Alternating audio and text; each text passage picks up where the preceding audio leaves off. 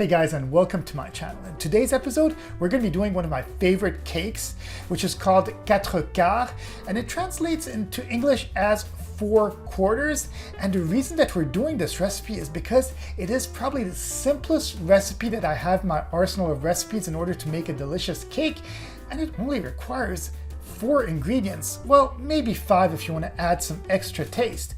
So, well, without any further ado, let's start cooking. The ingredients that you're going to need are 4 eggs, 1½ cup of powdered sugar, 1 2/3 cup of flour, 3/4 cup of melted butter, and 1 teaspoon of vanilla extract.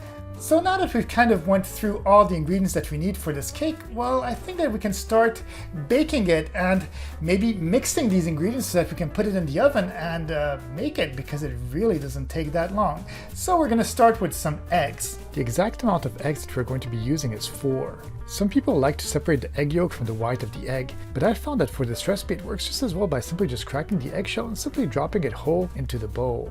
Once the eggs are in the bowl, add 1½ cups of sugar, then use an electric blender in order to mix the ingredients thoroughly. This process is important and takes a good 5 minutes to be blended correctly. I like to set a timer and make sure to keep blending the mix in circular motion until it becomes a nice and airy consistency. The size of the mix should also expand in volume. Okay, now that we've blended this concoction, the next step is to add the flour. And in order to add this flour, we're going to put it in the bowl, and then we're going to use a spoon in order to mix everything. And the reason that we're using a spoon and not a blender to mix the rest of this concoction is because we want to keep some air within the whole mix. And by doing it with a spoon, you kind of tend to keep that air. Once the flour is pretty well mixed in with the rest of the ingredients, add 3/4 cup of melted butter. You can either use a microwave and melt the butter or simply melt it on the stove. I personally prefer the stove method.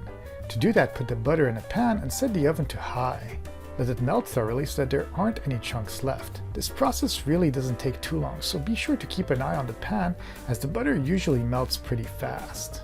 Now that the butter is melted, it's really important to wait for the butter to not be scorching hot. It can be either at room temperature, or it can be a little bit hot, but it shouldn't be scorching hot, because once you mix it in with the other ingredients, if you're putting in scorching hot butter, you're going to pretty much ruin all the mixture that we've done.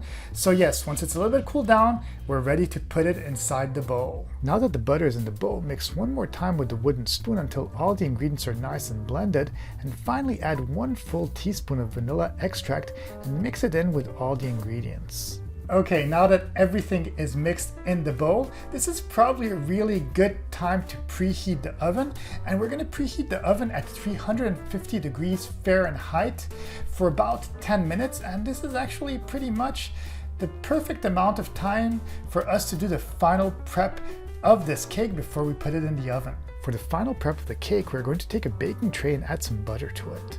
Then with some kitchen paper, spread the butter on all sides of the tray. Once that is done, add a handful of flour and spread it evenly throughout the tray. The mixture of butter and flour will help the cake not to stick to the tray.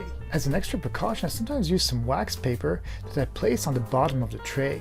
This will help even further the cake not to stick to the pan.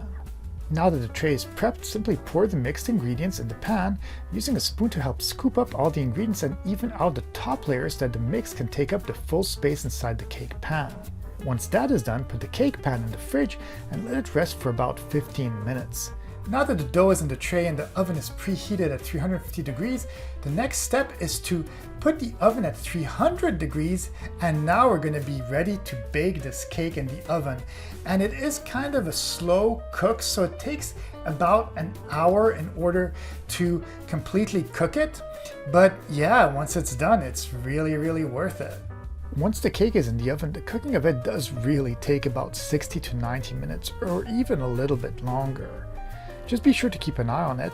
And as a pro tip, the best way to know if it's fully cooked is to once in a while dunk a knife in the cake in order to see if it's cooked inside. You'll know when it's ready when the knife comes out dry. Wow, didn't this cake come out so beautiful?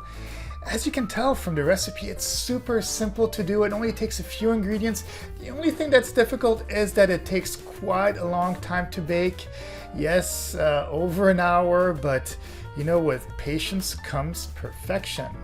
And yeah, I'm pretty sure that you're gonna love this cake. I love the taste of it. I love combining it with tea or coffee. It's super, super delicious. But with that being said, I really hope that you guys enjoyed this recipe, and if you did enjoy it, please be sure to subscribe, hit the like button, leave me a comment too. Let me know how your recipe came out. Let me know if there's maybe some future recipes that you'd like me to do. Maybe I could do them. Okay, well that's it. Have a great day, and I'll see you guys in the next video.